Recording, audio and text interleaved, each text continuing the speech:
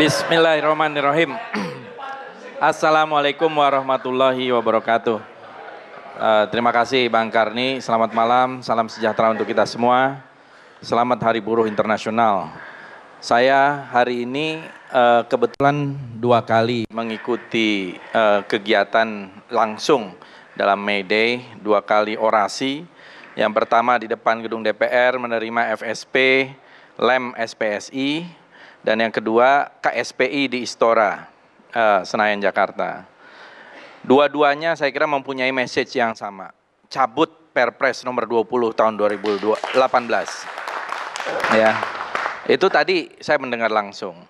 Dan saya juga mengucapkan atas nama tentu Gerindra tadi ya, terima kasih yang sebesar-besarnya kepada KSPI yang telah menyatakan dukungan kepada Bapak Haji Prabowo Subianto sebagai calon presiden yang mempunyai komitmen terhadap buruh, dan itu tadi ditandatangani semacam kontrak politik spontan, semuanya serba spontan di depan ribuan buruh, dan saya merasakan suasana keikhlasan dan ketulusan. Tidak ada paksaan, tidak ada paksaan, tidak ada rekayasa, ya, semuanya itu berjalan dengan penuh keikhlasan dan ketulusan. Saya berada di sana. Dan saya kira itu bisa dilihat lah, nanti saudara Adian bisa ngelihat filmnya aja, videonya. Bukan, maksudnya spontan itu tidak nyewa gedung. Kalau nyewa gedung itu tidak spontan. Begini, itu yang pertama ya. Jadi dalam rangka itu. Kemudian yang kedua, saya ingin membedah tema sekarang ini adalah buruh lokal, May Day, May Day, May Day. Ini berbeda antara penyebutan May Day 3 kali dengan 1 kali May Day. Ya, May Day yang disampaikan Bang Karni tadi. Jadi tolonglah. Ya, betul, makanya ini saya jelasin dulu makanya. May Day, May Day, May Day itu secara historisnya itu kan dari bahasa Prancis, artinya help me, tolong gitu ya. Ini adalah satu sinyal kedaruratan, minta tolong gitu. Terutama di tahun 20-an itu. Kemudian ini semacam sinyal SOS. Siapa yang SOS? Buruh lokal. Jadi beda penyebutan May Day 3 kali dengan May Day. May Day ya hari buruh gitu ya. Jadi kalau kita melihat May Day, May Day, May Day ini artinya ada situasi darurat dari buruh lokal. Kenapa? Karena ada invasi dari buruh asing. Dan buruh asing itu difasilitasi oleh aturan-aturan pemerintah. Ini fakta. Kita berbicara fakta bahwa pemerintah sekarang ini sedang memfasilitasi, menurut saya, sebuah semangat penjajahan baru, ya, sebuah neokolonialisme, neoimperialisme yang dulu ditentang oleh Bung Karno, dan juga oleh semangat Trisakti, kedaulatan, ya, kedaulatan kita. Kenapa lapangan pekerjaan yang seharusnya bisa dinikmati oleh para tenaga kerja kita, oleh buruh kita, kok diberikan kepada asing? Emang apa hebatnya tenaga kerja asing ini? Apalagi tenaga kerja asing unskilled, yang tidak mempunyai keahlian atau buruh kasar, yang kita nih banyak memerlukan pekerjaan-pekerjaan itu. Dan dengan skema yang tadi juga sudah banyak dibahas tentang turnkey project.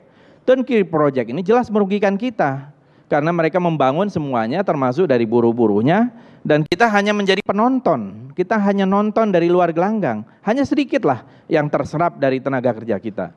Dan aturan-aturan ini dibuat bukan dari zaman EPEC dulu dan sebagainya. Saudara Adian Apitupulu saya kira salah itu kalau menyebut itu ke tahun 89. Ini baru tahun 2015, 2016, 2017, 2018. Dan itu di era pemerintahan Joko Widodo. Nah, yang saya maksudkan itu adalah gerbang tenaga kerja asing dibuka. Tidak itu ada. mulai dari sebagai diperjanjikan contoh, ya, dalam MEA, diperjanjikan dalam APEC, diperjanjikan dalam AFTA. Setelah artinya APEC, bahwa perjanjian-perjanjian nasional itu membutuhkan peraturan-peraturan. Barulah keluar peraturan-peraturan. Tapi sejak kapan kita sebagai sebuah negara berdaulat tunduk pada perjanjian-perjanjian asing itu sudah dilakukan sejak tahun 89. Saya contohkan aja data. Jangan pernah melupakan sejarah, Bung. Iya gini, saya contohkan data aja. Tahun 94 justru tenaga kerja asing di Indonesia turun. Tahun 95 57.000, 96 turun menjadi 48.000, 97 turun menjadi 37.000. Dalam perjanjian MEA yang merupakan kelanjutan dari perjanjian AFTA dan sebagainya itu, yang namanya jelas politik, dikatakan bahwa 2020 pasar kalau bebas Anda tenaga kerja. Saya minta Anda ngerem. Saya udah biarin dari tadi. Jadi kalau kita lihat misalnya dari jumlah dan fakta itu justru turun ketika itu. Lah sini juga kalau sepanjang itu saya bantah. Nah, jadi dengerin dulu lah biar ada pencerahan dulu sedikit. Ya. Kemudian jadi nggak begini. Iqbal, saya jadi dipotong oleh nggak begini. Boleh dipotong, saya biarin tadi. Tapi jangan dipotong terlalu lama. Bukan dong, saya perlu menjelaskan juga pada dia. Ya, nanti kalau mau jelasin saya kasih nanti. Oke, ya. Kemudian jadi itu masalah kedaruratan yang menurut saya itu ada regulasi TKA yang jelas memperlonggar tenaga kerja asing untuk masuk ke Indonesia dengan karpet merah. Saya kira sudah banyak. Supaya agak sistematis ya kita sebut saja Permenaker Trans 16 2015. Per ini di sini pemerintah menghapus kewajiban memiliki kemampuan berbahasa Indonesia bagi para pekerja asing, ya. Kemampuan berbahasa Indonesia. Jadi dia harus mampu berbahasa Indonesia. Yang kedua, Permenaker Trans 35 2015. Ketentuan kewajiban merekrut 10 orang tenaga kerja lokal setiap 1 orang tenaga kerja asing. Ini juga dihapuskan. Padahal kalau merekrut 1 asing, dia harus merekrut juga 10.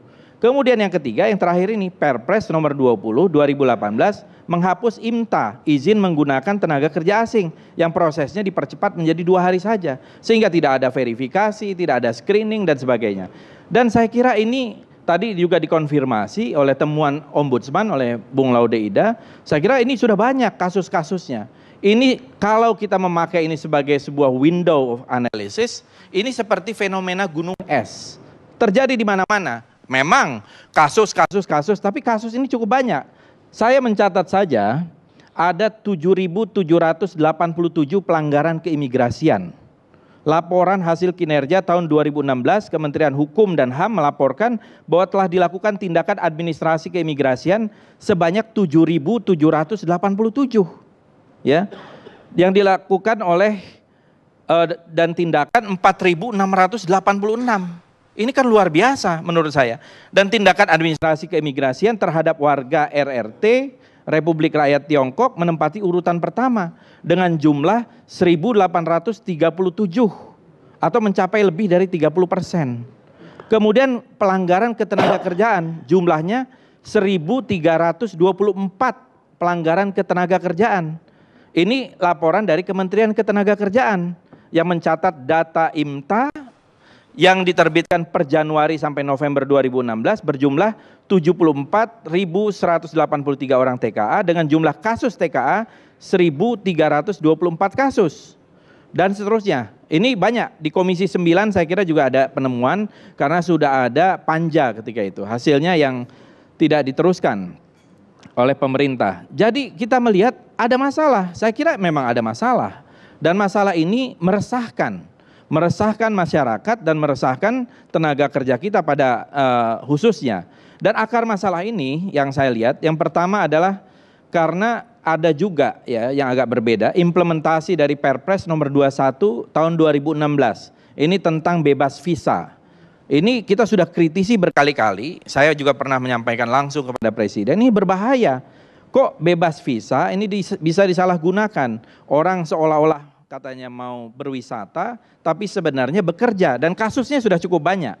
Dan katanya bisa meningkatkan devisa, tetapi tidak terlalu terbukti bahwa ini meningkatkan devisa soal bebas visa ini. Dan satu hal lagi yang menjadi prinsip sangat penting, kalau kita membuat kebijakan bebas visa, maka negara yang dibebaskan itu harusnya resiprokal, harusnya melakukan hal yang sama kepada kita. Ini tidak. Dan kalau kita tanya kepada mereka, mungkin mereka juga bingung, kok kenapa pemerintah Indonesia membebaskan visa, padahal mereka tidak pernah minta, gitu ya. Jadi kita ini seperti satu negara tidak bertuan, ya, yang orang masuk bebas seenaknya, kemudian banyak sekali penyelewengan terbukti dengan kasus-kasus tadi. Lalu turnkey project ini menjadi masalah karena ini jangan bertentangan dengan Undang-Undang nomor 13 tahun 2003 tentang ketenagakerjaan dan Undang-Undang nomor 25 tahun 2007 tentang penanaman modal dan juga keputusan Menteri Ketenagakerjaan. Saya tidak diperpendek. Kenapa? Diperpendek penjelasannya. Nah, jadi intinya Ini memang banyak masalah-masalah yang dibuat ya, belum lagi pasal-pasal di dalam Perpres itu pasal 10 ayat 1A, 1C, pasal 9, pasal 6 ayat 1 dan seterusnya. Jadi menurut saya salah satu cara untuk memperbaiki keadaan ini ya harus dicabut itu Perpres nomor 20 tahun 2018 dan juga peraturan-peraturan lain yang memberikan fasilitas yang luar biasa kepada tenaga kerja asing. Kembalikanlah, prioritaskan kepada tenaga kerja lokal untuk itu. Maka saya dan kawan-kawan menginisiasi sebuah usul ya di dalam sebuah pansus angket tentang tenaga kerja asing. Dan sekarang sudah ditandatangani saya kira udah 25 orang. Pansus angket ini adalah hak DPR untuk melakukan investigasi ya terhadap aturan atau perundang-undangan atau pelaksanaan undang-undang yang mempunyai dampak yang luas kepada masyarakat. Dan ini dikaitkan dengan peraturan-peraturan yang merugikan rakyat banyak, terutama juga buruh. Hari ini kita mendengar buruh di seluruh Indonesia menginginkan Perpres itu dicabut. Jadi pemerintah harusnya presiden mendengar kalau mempunyai komitmen kepada kaum buruh, ya cabutlah Perpres itu. Terima kasih. Cukup. Ada mau jawab? Kalau artinya begini, kalau kemudian Perpres itu dicabut berarti pertama kita kembali ke Perpres sebelumnya. Artinya masa kerja yang tadinya di Perpres 2018 ini jadi 2 tahun, kita kembali lagi izin kerjanya jadi 5 tahun. Siapa yang pro asing? Siapa yang pro asing dalam situasi ini? Di Perpres sebelumnya yang tahun 2014 izin kerja pertama diberikan 5 tahun. Iya itu kan maksimal. Sebentar dulu. Sebentar dulu. Iya biar dia ngomong. Iya dong. Di Perpres 20 tahun 2018 izin kerja dan tinggal dibatasi 2 tahun. Kalau itu dibatalkan, artinya kita kembali menggunakan Perpres yang lama yang memberikan waktu 5 tahun. Kalau itu terjadi, pertanyaannya siapa yang pro asing? Tentunya memberikan izin kerja selama mungkin pada pekerja asing dong yang pro asing. Yang memberikan izin kerja 5 tahun itulah yang pro asing. Pertama, di Perpres kemarin tidak ada pengawasan. Di sini ada pengawasan. Kalau kita batalkan Perpres ini, berarti kita kembali ke Perpres yang lama tanpa pengawasan sama sekali. Di Perpres sebelumnya tidak ada pembiayaan yang dibebankan pada APBN dan APBD. Di Perpres sekarang ada. Kalau kita batalkan Perpres ini, artinya kita kembali lagi pengawasan tanpa pembiayaan dari negara. Pertanyaan saya, dalam situasi seperti ini, siapa yang pro tenaga kerja asing? Biar ya, jadi begini Pak Karni. Kita rehat saja.